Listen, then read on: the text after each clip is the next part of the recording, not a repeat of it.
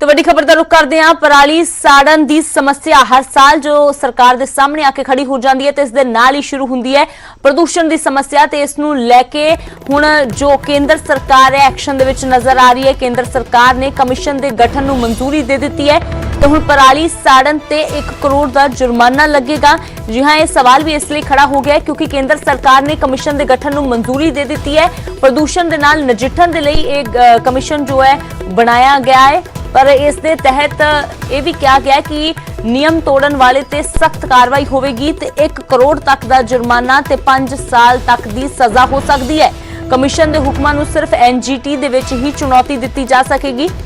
प्रदूषण का निरीक्षण और रोकण के उपाय भी इस कमीशन के वलों सुझाए जाएंगे। बढ़ रहे हवा प्रदूषण के नाल नजिठण के लिए केंद्र कमीशन बनावेगा ते इस दे विच 5 साल तक की सजा ते करोड़ों के जुर्माने की तजवीज़ है। कमीशन दे हुक्मां नूं सिर्फ NGT दे विच ही चुनौती दी जा सकेगी। तो दस दईए कि सुप्रीम कोर्ट प्रदूषण के मामले ते काफी सख्त नजर आ रहा सी। तो जो केंद्र तो पूछा गया कि आखिरकार केंद्र सरकार की कर रही है तो केंद्र ने कहा सी कि 2-3 दिनों दे विच असीं जो कदम ने दसांगे की चुके जाएंगे, किहड़ा कानून लिआंदा जावेगा। ते हुण कमीशन लिआउण जा रहा है केंद्र सरकार।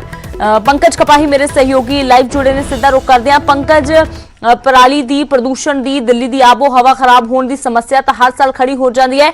कमीशन बनाया गया है पर जुर्माने की तजवीज बहुत ज्यादा रखी है। करोड़ों का जुर्माना कहा जा रहा है तो नाल 5 साल तक की सजा।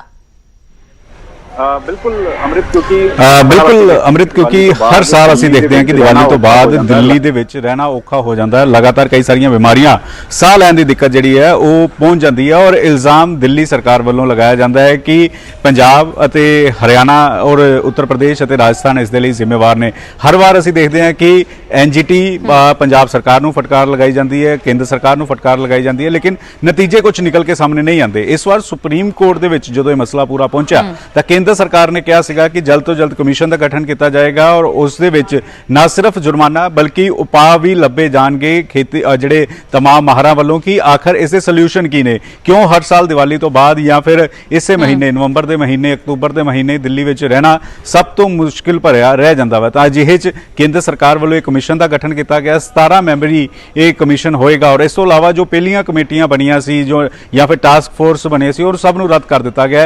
ये कमीशन दे विच केंद्र सरकार के नुमाइंदे होणगे, इस तो इलावा जो बाकी सूबे ने उन्हां दे नुमाइंदे होणगे, चाहे राजस्थान की गल होवे, पंजाब की गल होवे, हरियाणे की गल होवे, उत्तर प्रदेश की गल होवे, उन्हां दे नुमाइंदे जिहड़े ने वो होणगे। एक गल समझना चाहांगे कि करोड़ों के जुर्माने की गल तो कह दी गई है पर किस तरीके दे नाल, मतलब किस हिसाब दे नाल, ढंग दे नाल ये जुर्माना जिहड़ा लगाया जाएगा। जेकर कोई किसान पराली साड़दा है, एक बार पराली साड़दा है तो फिर उसके उपर कितना जुर्माना है, या फिर किहड़े किसान ने कितनी बार पराली साड़ी जावे तां जो है वो सजा की तजवीज उन्हां ते लागू हुंदी है।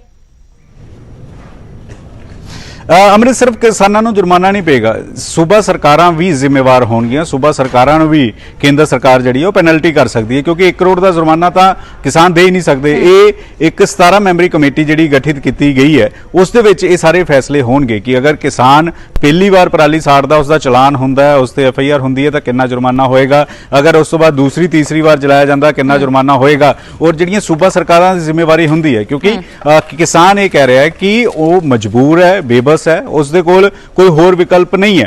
तो अजिहे च सूबा सरकारां की उस तरीके दे नाल मशीनरी उपलब्ध करवा पांदियां सबसिडी के हिसाब दे नाल, अगर नहीं उपलब्ध करवाया जाता तो जुर्माना पेगा। क्योंकि पिछले कुछ महीने पहला पूसू वालों भी एक कैप्सूल तैयार किया गया। वो कैप्सूल अगर खेतों दे विच असीं सुट्टदे हैं तो वो सारी पराली जिहड़ी है वो खत्म कर देगा, लेकिन पंजाब सरकार ने उस कैप्सूल नूं अजे तक नहीं लिया जो पूसू वालों तैयार किया गया। मुख्यमंत्री नाल न्यूज़ 18 की भी इस मुतल्लक गलबात हुई सी तो मुख्यमंत्री का कहना सीगा कि साडा जिहड़ा एग्रीकल्चर यूनीवर्सिटी है PAU वो इस ते विचार कर रहा है कि इस कैप्सूल दे नाल कोई खेती की जमीन नूं नुकसान तो नहीं होएगा। हुण जिहड़ी टास्क फोर्स जिहड़ी एक कमीशन गठित किया गया ये बाकायदा तौर पर सुप्रीम कोर्ट के हुक्मां तो बाद केंद्र सरकार वालों जिहड़ा किया गया और अजिहे च 1 करोड़ की जुर्माने की गल जरूर की गई है, लेकिन 1 करोड़ का जुर्माना किस नूं पेगा, किस हद तक पेगा, किवें होएगा, इसकी रूपरेखा अगले कुछ दिनों जो कमेटी की पहली बैठक होएगी तो उस दे विच इसका खरड़ा भी तैयार किया जाएगा। और सिर्फ पोल्यूशन पराली की वजह करके नहीं,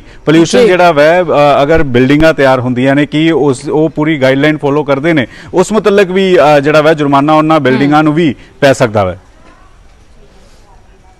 बिल्कुल पंकज, क्योंकि फैक्ट्रियां का धुआं, पटाकियां का धुआं, होर बहुत सारे कारण होंदे ने जिन्हां दे कारण धुआं हुंदा है। तां फिलहाल की कुछ गाइडलाइंस जारी कीतियां जांदियां ने, ये अमली जामा जमीनी हकीकत ते किस तरह पहनाया जाएगा, की कुछ चीज़ां इन्हां विच सामने आउणगीआं, देखना काफ़ी अहम है। शुक्रिया पंकज फिलहाल इस सारी जानकारी दे लई। तां हुण सिद्धे तौर ते जदों सुप्रीम कोर्ट भी पुछदा है कि केंद्र दे कोल हल है इस समस्या दे नाल नजिठण दे लई, तां केंद्र सरकार ने कमिशन नूं मंजूरी दे दित्ती है। प्रदूषण दे नाल नजिठण दे लई इस कमिशन नूं मंजूरी दित्ती गई है, जिस तहत नियम तोड़न वाले ते सख्त कार्रवाई होवेगी ते 1 करोड़ दा जुर्माना ते 5 साल तक दी सजा होवेगी। पर ये नियम जिहड़े ने किहड़े-किहड़े होणगे, किस तरह जुर्माना लगेगा, वो फिलहाल जिहड़ी रूपरेखा पूरी कुछ दिनां दे विच तैयार कर लई जावेगी।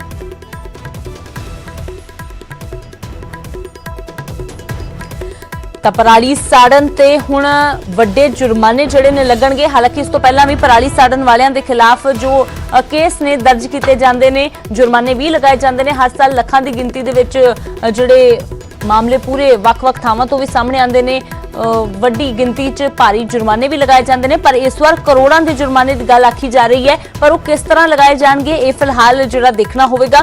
ਪਰ ਨਾਲ ਹੀ ਦੂਜੇ ਪਾਸੇ ਕਿਸਾਨ ਸਾਫ਼ ਤੌਰ ਤੇ ਹਰ ਵਾਰ ਇਹੀ ਗੱਲ ਕਹਿੰਦੇ ਨੇ ਕਿ ਪਰਾਲੀ ਸਾੜਨਾ ਸਾਡਾ ਸ਼ੌਂਕ ਨਹੀਂ ਹੈ, ਬਲਕਿ ਸਾਡੀ ਮਜਬੂਰੀ ਹੈ। ਸਰਕਾਰ ਸਾਨੂੰ ਬਦਲਵੇਂ ਹੱਲ ਦੇ ਦੇਵੇ ਤਾਂ ਅਸੀਂ ਪਰਾਲੀ ਨਹੀਂ ਸਾੜਾਂਗੇ।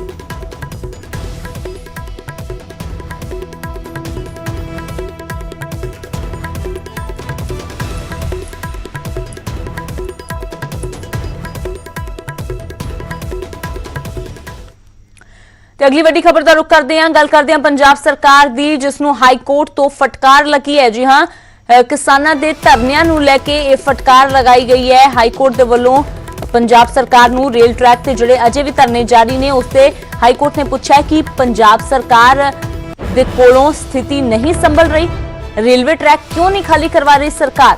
ਪੰਜਾਬ ਸਰਕਾਰ ਹਾਲਾਂਕਿ ਆਪਣੇ ਜਵਾਬ ਦੇ ਵਿੱਚ ਇਹ ਕਹਿ ਰਹੀ ਹੈ ਕਿ ਅਸੀਂ ਸਾਰੇ ਟਰੈਕ ਖਾਲੀ ਕਰਵਾਏ ਨੇ, ਜਦਕਿ ਕੇਂਦਰ ਨੇ ਆਪਣੀ ਜੋ ਇੱਕ ਸੁਣਵਾਈ ਦੌਰਾਨ ਇਹ ਗੱਲ ਰੱਖੀ ਸੀ ਕਿ ਅਜੇ ਵੀ ਕਈ ਥਾਵਾਂ ਤੇ ਕਿਸਾਨ ਰੇਲਵੇ ਲਾਈਨਾਂ ਤੇ ਡਟੇ ਹੋਏ ਨੇ। ਹੁਣ ਹਾਈ ਕੋਰਟ ਦਾ ਪੰਜਾਬ ਸਰਕਾਰ ਨੂੰ ਹੁਕਮ ਹੈ ਕਿ ਸਰਕਾਰ ਦੱਸੇ ਕਿ ਕਿਹੜੇ ਕਦਮ ਉਹ ਚੁੱਕੇ ਜਾਣਗੇ ਉਹਨਾਂ ਦੇ ਧਰਨੇ ਨੂੰ ਖਤਮ ਕਰਵਾਉਣ ਵਾਸਤੇ, ਜਦਕਿ ਦੂਜੇ ਪਾਸੇ ਕਿਸਾਨ ਸਿੱਧੇ ਤੌਰ ਤੇ ਕਹਿ ਰਹੇ ਨੇ ਕਿ ਅਸੀਂ ਆਪਣੇ ਧਰਨੇ ਖਤਮ ਨਹੀਂ ਕਰਾਂਗੇ। ਅਸੀਂ ਮਾਲ ਗੱਡੀਆਂ ਨੂੰ ਇਜਾਜ਼ਤ ਦਿੱਤੀ ਸੀ, ਪੰਜਾਬ ਦੇ ਵਿੱਚ ਜਿਹੜੀਆਂ ਮੁਸ਼ਕਿਲਾਂ ਦਾ ਹਵਾਲਾ ਦਿੱਤਾ ਜਾ ਰਿਹਾ ਸੀ ਉਹਨਾਂ ਨੂੰ ਦੇਖਦੇ ਹੋਏ, ਪਰ ਅਸੀਂ ਆਪਣੇ ਧਰਨੇ ਪੂਰਨ ਤੌਰ ਤੇ ਖਤਮ ਨਹੀਂ ਕਰਾਂਗੇ ਜਦੋਂ ਤੱਕ ਖੇਤੀ ਕਾਨੂੰਨ ਵਾਪਸ ਨਹੀਂ ਲੈ ਜਾਂਦੇ। 22-23 अक्टूबर के बाद हमने पंजाब में ट्रेन चलाने की कोशिश की थी, लेकिन कई जगह पर उसमें बहुत दिक्कतें आई। एक जगह पर ट्रेन रोककर ये कहा गया कि हमें दिखाइए इस ट्रेन में क्या जा रहा है। एक जगह ये कहा गया कि हम तो सिर्फ सरकारी जो पावर प्लांट्स हैं वहाँ पर कोयला जाने देंगे, प्राइवेट में नहीं जाने देंगे। एक जगह ये कहा गया कि हम इसमें पेट्रोलियम प्रोडक्ट्स वगैरह नहीं जाने देंगे। और कई जगह जो ट्रेन के रिक्शा जो डब्बे आए हुए थे वो अंदर चले गए, लेकिन उनको बाहर भी आने की अनुमति नहीं दी जा रही। हमने उनको बताया कि हमारी जानकारी के मुताबिक अभी 4 रेलवे ट्रैक्स पर धरना जारी है। उसके अलावा 29 शहरों में जो धरना है वो प्लेटफॉर्म पर जारी है, और अभी तक भी ना पूरी तरह से रेलवे ट्रैक खाली हैं और ना ही रेलवे स्टाफ की। ਤਾਂ ਸਿੱਧਾ ਰੁਕ ਕਰਦੇ ਹਾਂ, ਉਮੇਸ਼ ਮੇਰੇ ਸਹਿਯੋਗੀ ਜੁੜੇ ਨੇ। ਤਾਂ ਉਮੇਸ਼, ਕਿਸਾਨ ਅਜੇ ਵੀ ਸਿੱਧੇ ਤੌਰ ਤੇ ਕਹਿ ਰਹੇ ਨੇ ਕਿ ਬੇਸ਼ੱਕ ਸਰਕਾਰ ਸਾਡੇ ਕੋਲ ਆਵੇ, ਸਾਨੂੰ ਸਮਝਾਉਣ ਦੀ ਕੋਸ਼ਿਸ਼ ਕਰੇ, ਪਰ ਸਾਡੀ ਤਾਂ ਸਿੱਧੀ ਇੱਕੋ ਇੱਕ ਗੱਲ ਹੈ ਕਿ ਖੇਤੀ ਕਾਨੂੰਨ ਵਾਪਸ ਲੈ ਜਾਣ ਤੇ ਅਸੀਂ ਵੀ ਰੇਲਵੇ ਟਰੈਕ ਖਾਲੀ ਕਰ ਦੇਵਾਂਗੇ, ਅਸੀਂ ਆਪੋ ਆਪਣੇ ਘਰੇ ਚਲੇ ਜਾਵਾਂਗੇ।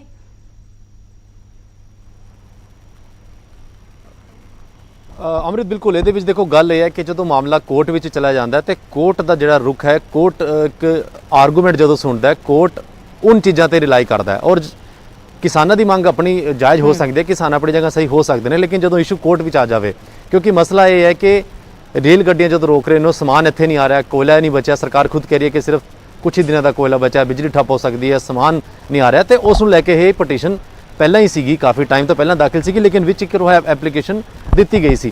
तां ही कोर्ट नूं कहना पिया कि जो पंजाब सरकार ट्रैक नहीं खाली करा सकती, जो तुसीं फेल हो तो सानूं दस दो, असीं ऑर्डर विच लिख दिंदे आ। ते तलख टिप्पणी ते फटकार भी है। 18 ਨਵੰਬਰ ਤੱਕ ਜਵਾਬ ਦੇਣਾ ਹੈ ਪੰਜਾਬ ਸਰਕਾਰ ਨੂੰ ਕਿ ਕੀ ਪਲਾਨ ਹੈ ਉਹਨਾਂ ਕੋਲ ਟਰੈਕ ਖਾਲੀ ਕਰਾਉਣ ਦਾ। ਉਹ ਰਿਸਪੌਂਸਿਬਿਲਟੀ ਪੰਜਾਬ ਸਰਕਾਰ ਦੀ ਹੈ, ਕਿਉਂਕਿ ਜਿੱਦਾਂ ਕੇਂਦਰ ਸਰਕਾਰ ਦੇ ਵਕੀਲ ਸਤਿਆਪਾਲ ਜੈਨ ਨੇ ਸਾਫ਼ ਕਿਹਾ ਕੋਰਟ ਵਿੱਚ ਕਿ ਜੀ ਸਾਡੇ ਕੋਲ ਇਹ ਡਾਟਾ ਹੈਗਾ ਕਿ ਟਰੈਕ ਪੂਰੀ ਤਰ੍ਹਾਂ ਖਾਲੀ ਨਹੀਂ ਹੈ, ਜਿੱਥੇ ਕੋਈ ਮਾਲ ਗਾੜੀ ਗਈ ਹੈ ਉਹਨੂੰ ਰੋਕਿਆ ਗਿਆ, ਤਲਾਸ਼ੀ ਵੀ ਲਿੱਤੀ ਗਈ ਹੈ। ਜਦੋਂ ਤੱਕ ਉਮੇਸ਼ ਤੁਸੀਂ ਬਣੇ ਰਹੋ ਸਾਡੇ ਨਾਲ, ਰਾਜਕੁਮਾਰ ਵੇਰਕਾ ਜੁੜੇ ਨੇ, ਉਹਨਾਂ ਦੇ ਕੋਲੋਂ ਵੀ ਜਵਾਬ ਲੈ ਲੈਣੇ ਨੇ ਕਿ ਕੀ ਤਿਆਰੀ ਹੈ ਪੰਜਾਬ ਸਰਕਾਰ ਦੀ। ਉਸ ਤੋਂ ਪਹਿਲਾਂ ਦੱਸ ਦਈਏ ਕਿ ਹਾਈ ਕੋਰਟ ਦੀ ਫਟਕਾਰ ਲੱਗੀ ਹੈ ਪੰਜਾਬ ਸਰਕਾਰ ਨੂੰ ਕਿ ਰੇਲਵੇ ਟਰੈਕ ਅਜੇ ਤੱਕ ਖਾਲੀ ਕਿਉਂ ਨਹੀਂ ਹੋ ਪਾਏ ਨੇ। ਹਾਈ ਕੋਰਟ ਨੇ ਸਿੱਧੇ ਤੌਰ ਤੇ ਕਿਹਾ ਹੈ ਕਿ ਪੰਜਾਬ ਸਰਕਾਰ ਤੋਂ ਸਥਿਤੀ ਨਹੀਂ ਸੰਭਲ ਰਹੀ, ਰੇਲਵੇ ਟਰੈਕ ਕਿਉਂ ਨਹੀਂ ਖਾਲੀ ਕਰਵਾਏ ਜਾ ਰਹੇ। ਤਾਂ ਰਾਜਕੁਮਾਰ ਵੇਰਕਾ ਜੀ, ਸਿੱਧੇ ਤੌਰ ਤੇ ਹਾਈ ਕੋਰਟ ਨੇ ਫਟਕਾਰ ਲਗਾਈ ਹੈ, 18 ਤਰੀਕ ਤੱਕ ਦਾ ਤੁਹਾਨੂੰ ਸਮਾਂ ਦਿੱਤਾ ਹੈ ਕਿ ਦੱਸੋ ਕਿਹੜੇ-ਕਿਹੜੇ ਕਦਮ ਤੁਸੀਂ ਚੁੱਕੇ ਨੇ ਰੇਲਵੇ ਟਰੈਕ ਖਾਲੀ ਕਰਵਾਉਣ ਲਈ।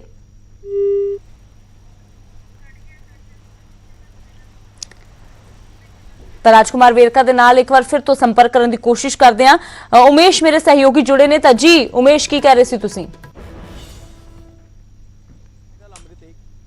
ਕੋਰਟ ਵਿੱਚ ਹੁਣ ਜਦੋਂ ਮਾਮਲਾ ਜਾਂਦਾ ਤਾਂ ਉਹ ਅਲੱਗ ਇਸ਼ੂ ਆ ਜਾਂਦਾ ਹੈ, ਬਾਕੀ ਚੀਜ਼ਾਂ ਅਲੱਗ ਨੇ। ਲੇਕਿਨ ਮਾਮਲਾ ਜਦੋਂ ਅਦਾਲਤ ਹੈ, ਯਾਨੀ ਕਿ Punjab Haryana high court state ਦੀ ਸਭ ਤੋਂ ਵੱਡੀ ਅਦਾਲਤ ਹੈ, ਉਹਦੇ ਵਿੱਚ ਮਾਮਲਾ ਹੈ ਪਟੀਸ਼ਨ। ਕਿਉਂਕਿ ਪਹਿਲਾਂ ਵੀ ਕਈ ਵਾਰ ਹੋ ਚੁੱਕਿਆ ਕਿ ਜਦੋਂ ਕਿਸਾਨ ਕੁਝ ਅੰਦੋਲਨ ਕਰਦੇ ਨੇ, ਨੈਸ਼ਨਲ ਹਾਈਵੇ ਜਾਮ ਹੁੰਦਾ ਸੀਗਾ ਔਰ ਇਸੇ ਕਰਕੇ ਪਟੀਸ਼ਨਾਂ ਚੱਲ ਹੀ ਜਾ ਰਹੀਆਂ ਸੀਗੀਆਂ।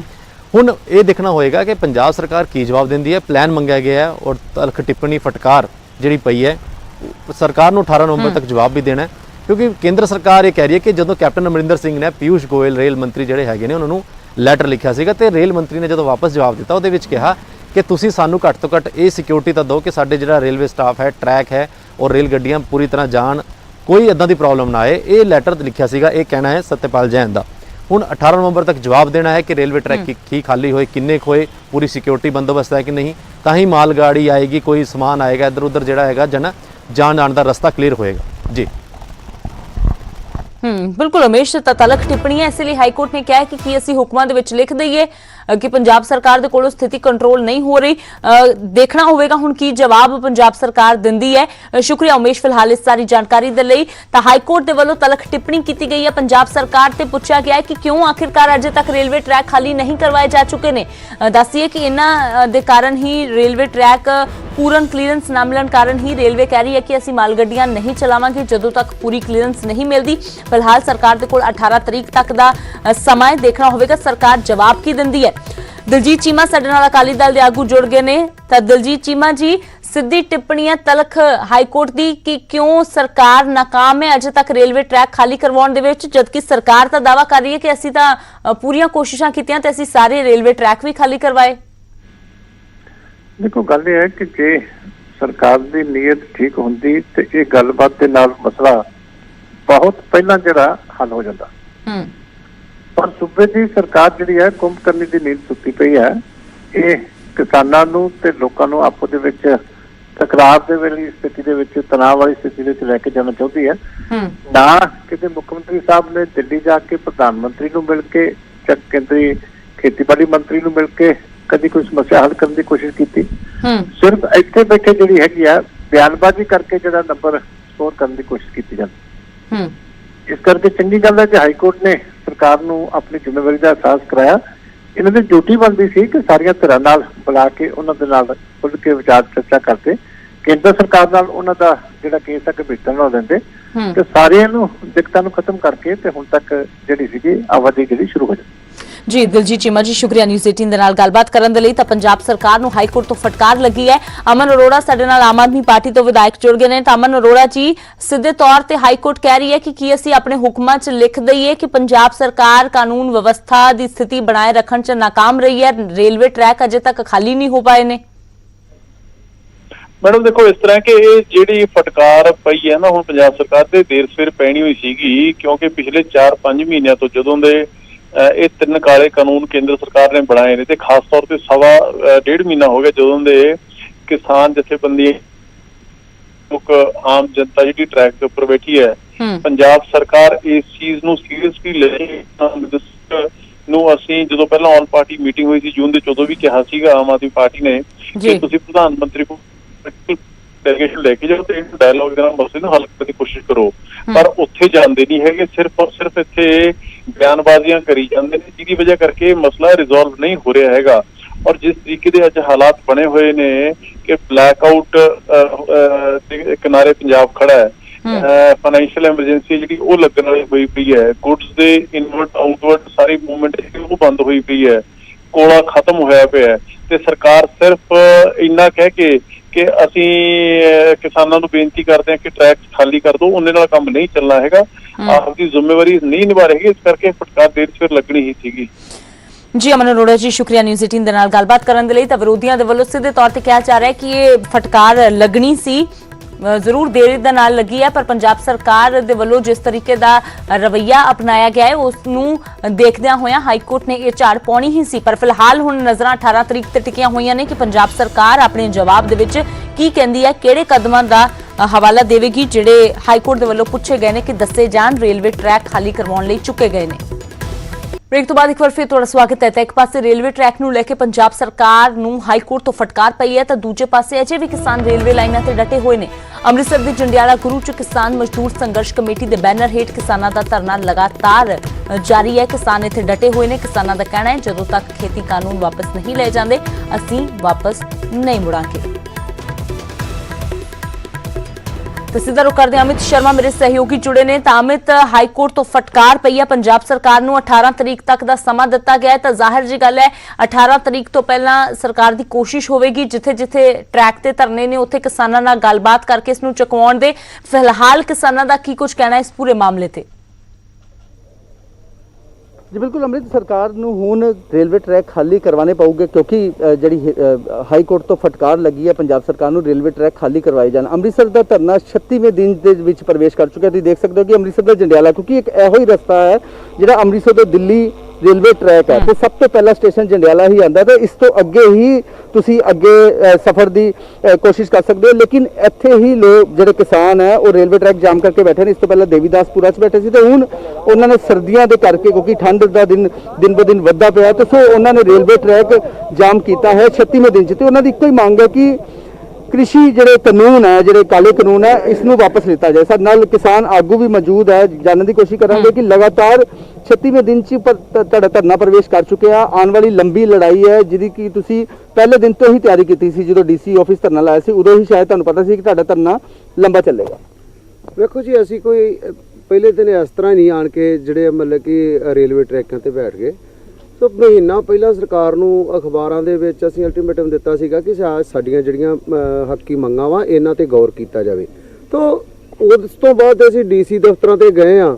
तो ਜਿਹੜੀ ਜਥੇਬੰਦੀ ਨੇ ਜੇਲ੍ਹ ਭਰੋ ਅੰਦੋਲਨ ਸ਼ੁਰੂ ਕੀਤਾ ਸੀ, ਜੇ ਸਰਕਾਰ ਨੂੰ ਇਹਨਾਂ ਗੱਲਾਂ ਦੀ ਚਿੰਤਾ ਹੁੰਦੀ ਤੇ ਮਤਲਬ ਕਿ ਰੇਲਾਂ ਚਲਾਉਣੀਆਂ ਇਹ ਵੀ ਵਿੱਚ ਉਦੋਂ ਨਾਲ ਹੀ ਜਿਹੜਾ ਜਥੇਬੰਦੀਆਂ ਨੇ ਦਿੱਤਾ ਸੀ ਵੀ ਅਸੀਂ ਮਜਬੂਰੀ ਚੋਂ ਫਿਰ ਰੇਲਾਂ ਤੇ ਵੀ ਜਾਵਾਂਗੇ। ਤੇ ਸਰਕਾਰ ਉਦੋਂ ਸਾਨੂੰ ਗ੍ਰਿਫਤਾਰੀਆਂ ਸਾਡੇ ਬੰਦੇ ਦੀਆਂ ਪਾ ਕੇ ਤੇ ਇਹ ਚੀਜ਼ ਆਪਣੀ ਜਿਹੜੀ ਰੇਲ ਦੀ ਆਵਾਜਾਈ ਬਹਾਲ ਰੱਖ ਸਕਦੀ ਸੀਗੀ। ਤੇ ਅਸੀਂ ਜਿਹੜਾ ਵਾ ਸਰਕਾਰ ਦਾ ਉਸ ਤਰੀਕੇ ਨਾਲ ਬੈਠ ਕੇ ਜੇਲ੍ਹਾਂ 'ਚੋਂ ਵਿਰੋਧ ਕਰ ਲੈਂਦੇ। ਇਹ ਜੇ ਅੱਜ ਬੈਠੇ ਆ ਤੇ ਸਰਕਾਰ ਦੀਆਂ ਨੀਤੀਆਂ ਦੇ ਸਤਾਏ ਲੋਕ ਹੀ ਬੈਠੇ ਆ ਰੇਲਾਂ ਦੇ ਉੱਤੇ। ਇਸ ਤਰ੍ਹਾਂ ਨਹੀਂ ਕਿ ਮਤਲਬ ਕਿਸਾਨ ਕੋਈ ਇਸ ਤਰ੍ਹਾਂ ਹੀ ਬੈਠ ਕੇ ਆਣ ਕੇ ਸਰਕਾਰ ਨੂੰ ਪਹਿਲਾਂ ਜਿਹੜੀਆਂ ਆਪਸ਼ਨਾਂ ਦਿੱਤੀਆਂ ਸੀਗੀਆਂ ਸੀ। ਤੋਂ ਇਹਦੇ ਵਾਸਤੇ ਸਰਕਾਰ ਸੁਹਿਰਦ ਨਹੀਂ ਦਿਸੀ ਸਾਨੂੰ, ਤਾਂ ਕਰਕੇ ਬੈਠੇ ਆ। ਅਸੀਂ ਲੜਾਈ ਉਦੋਂ ਤੱਕ ਲੜਾਂਗੇ ਜਾਂ ਤੇ ਸਾਨੂੰ ਸਰਕਾਰ ਮਾਰ ਲੇ, ਸਾਡੇ ਮਾਰਲੇ ਬੰਦੇ ਜਿੰਨੇ ਮਾਰਨੇ, ਕਿਉਂਕਿ ਮੌਤ ਸਾਡੇ ਦੋਹਾਂ ਪਾਸਾਂ ਤੇ ਖੜੀ ਆ। ਜੇ ਇਹ ਕ੍ਰਿਸ਼ੀ ਵਿਭਾਗ ਨਾਲ ਸੰਬੰਧਿਤ ਜਿਹੜੇ ਕਾਨੂੰਨ ਲਿਆਂਦੇ ਇਹ ਲਾਗੂ ਹੋ ਜਾਂਦੇ ਤੇ ਮੌਤ ਸਾਡੀ ਘਰ ਬੈਠਿਆਂ ਨੂੰ ਹੋ ਜਾਣੀ ਆ। ਤੇ ਇਹਦੇ ਨਾਲੋਂ ਚੰਗਾ ਅਸੀਂ ਘਰ ਮਰਨ ਨਾਲੋਂ ਚੰਗਾ ਅਸੀਂ ਇੱਥੇ ਸਰਕਾਰ ਦੇ ਰੇਲ ਟਰੈਕਾਂ ਤੇ ਬੈਠੇ, ਸਰਕਾਰ ਗੋਲੀ ਚਲਾ ਲੇ, ਵੱਡੀ ਆ ਸਰਕਾਰ, ਬੜਾ ਉਹਦੇ ਕੋਲ ਕੇਂਦਰੀ ਸੁਰੱਖਿਆ ਵਾ, ਸੂਬਿਆਂ ਦੀਆਂ ਜਿਹੜੀਆਂ ਇਹਨਾਂ ਕੋਲ ਪੁਲਿਸ ਫੋਰਸਾਂ ਬਹੁਤ ਜ਼ਿਆਦਾ ਆ। ਤਾਂ ਇਹ ਸਰਕਾਰ ਕਰ ਲੇ ਫੈਸਲਾ, ਜੇ ਉਹਨਾਂ ਨੇ ਕਾਨੂੰਨ ਲਾਗੂ ਕਰਨੇ ਹੈ ਤੇ ਕਰਕੇ ਫੈਸਲਾ ਆ ਜਾਵੇ। पंजाब सरकार अगर तुहानूं गलबात दा सद्दा दिंदी है तो की करोगे, की गलबात नाल मामले नूं सुलझाउण दी कोशिश करोगे? देखो, गलबात नाल सारे मामले जिहड़े सुलझदे आ। केंद्र सरकार ने भी सानूं सद्दा दिता। अमित, गलबात दे नाल मसले हल हुंदे ने, पर किसान सिद्ध तौर ते कह रहे ने कि जेकर धरने चुकाउण दी गल कीती जावेगी तो ਅਸੀਂ नहीं ਮੰਨਾਂਗੇ। शुक्रिया फिलहाल इन्हां किसानां दे नाल गलबात करन दे लई। ਤਾਂ ਜੰਡਿਆਲਾ ਗੁਰੂ ਦੇ ਵਿੱਚ ਕਿਸਾਨਾਂ ਦਾ ਧਰਨਾ 36ਵੇਂ ਦਿਨ ਦੇ ਵਿੱਚ ਪਹੁੰਚ ਚੁੱਕਾ ਹੈ।